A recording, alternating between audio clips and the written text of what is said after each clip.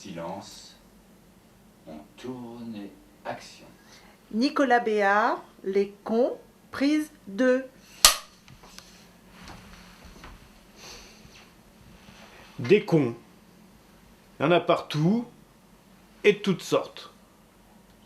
Des gros cons, des petits cons, des vieux cons, des sales cons. En matière de conneries, l'humanité semble receler d'infinies potentialités.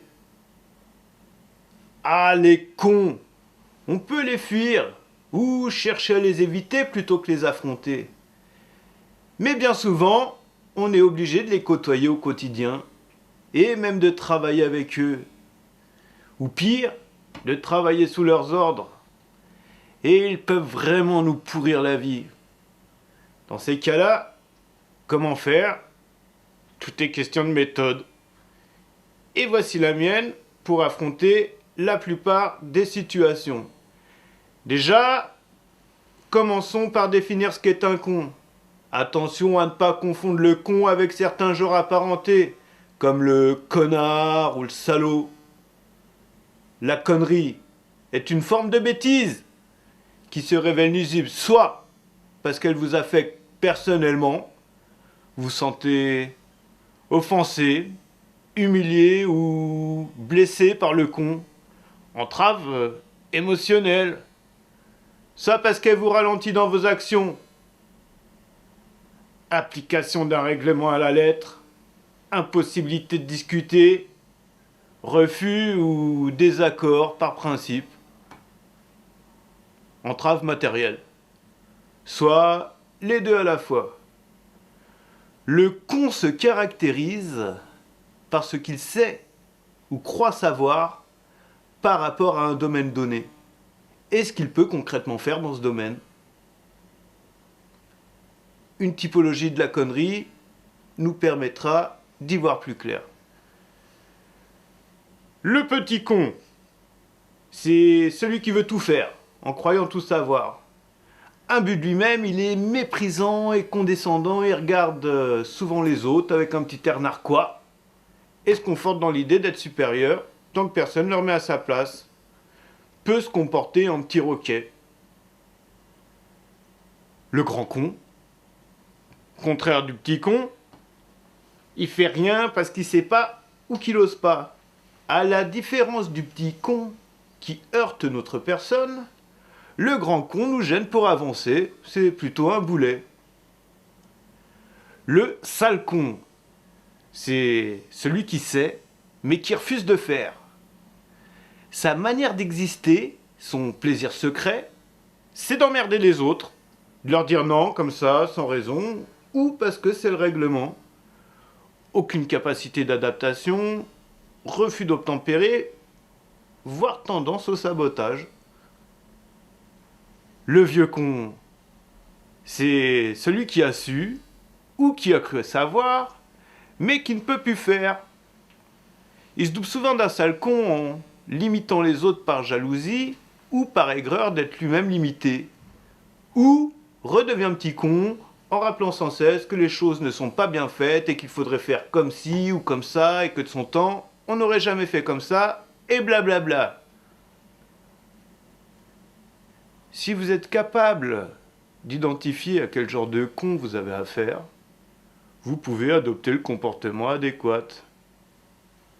Dans tous les cas, un point important à retenir, c'est qu'il ne faut jamais prolonger une acceptation passive. En effet, la connerie d'un con pourra se prolonger et s'amplifier indéfiniment, jusqu'à vous détruire totalement si vous ne faites rien. Vous devez réagir coûte que coûte pour faire changer les choses. A l'inverse, il ne faut pas essayer ni même espérer changer un con. C'est seulement vous qui pouvez changer votre rapport avec lui.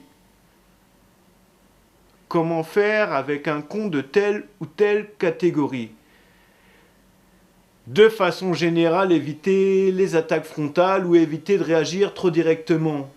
Les petits cons et les sales cons cherchent à établir un rapport de force duquel ils sont certains de ressortir gagnants. Refusez de rentrer dans leur jeu en vous plaçant tout de suite à un autre niveau.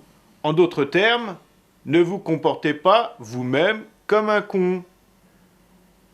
Le problème le plus fréquent face au con est soit de s'énerver, soit de s'écraser. Il existe pourtant une autre option, rester ferme et droit. Et ça passe par toutes nos attitudes au quotidien, nos réactions verbales et non verbales. Si un sale con vous dit non, ou qu'un petit con vous fait des remontrances, ne montrez surtout pas que vous êtes affecté personnellement. Ne leur faites pas ce plaisir, feignez l'indifférence. Inutile de chercher à établir une forme de connivence avec les cons. Inutile également de faire appel à des valeurs telles que l'humanité ou la solidarité, de solliciter leur indulgence. Au contraire, plus vous suppliez, et plus ils seront sans pitié. Gardez votre calme en toutes circonstances, sans pour autant prendre un ton de voix excessivement mielleux pour répondre à un con. Évitez également les remarques du style pas la peine de s'énerver ou pas la peine de s'exciter, qui ont précisément le don d'énerver ou d'exciter. Au niveau des expressions du visage, je recommande une impassibilité totale, pas même un sourire. Soyez simplement ferme dans vos déclarations. Maintenez un regard franc et direct. Montrez au con qu'il ne vous intimide pas, que vous êtes capable de lui faire face. Si vous baissez les yeux ou votre regard est fuyant, il pourra l'interpréter comme un signe de faiblesse et risque de redoubler de conneries vis-à-vis de vous. Efforcez-vous d'être le plus précis possible dans vos demandes, afin d'empêcher le con de jouer sur les mots, petit jeu dont c'est le spécialiste.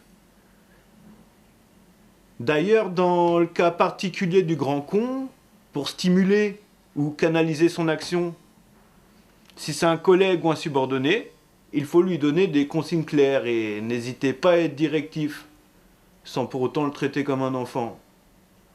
Ou si c'est votre supérieur, lui faire des comptes rendus détaillés en formulant pour lui un choix de réponse à apporter. À ceux qui savent, ou croient tout savoir, petit con, vieux con, accordez une certaine attention. Demandez-leur leur avis avant qu'ils ne viennent vous le donner en vous faisant la leçon. Faites l'effort d'écouter leurs arguments sans chercher immédiatement à les contredire ou à évoquer d'autres possibilités. Écoutez sans réagir pendant au moins une minute entière et en maintenant au niveau des expressions du visage une impassibilité totale.